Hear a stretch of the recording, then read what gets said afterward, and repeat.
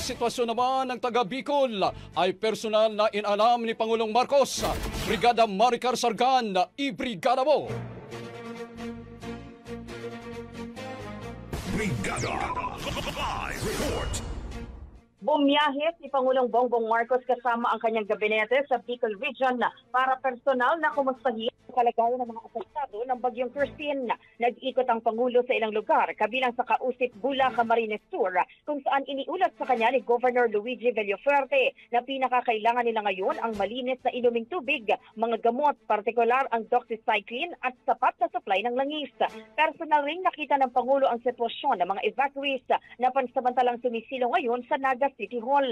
Saka ito sinundan ng situation briefing kasama ang iba't ibang ahensya ng pamahalaan at mga local chief executive. Maliban sa pagkain, pinatitiyak ng Presidente sa Health Department na merong sapat na gamot lalo na para sa leptospirosis. Samantala, ipinunto ni Pangulong Marcos sa situation briefing ang pangangailangang mag-establish ng long-term solution para sa lalawigan ng Bicol. Anya, hindi na kinakaya ng mga flood control ang nangyayaring pagbaha, kaya kinakailangan ang bagong solusyon. In the heart of changing lives, ito si Brigada Maricar Sargan ng 105.1 Brigada News sa Manila, the Music and News Authority.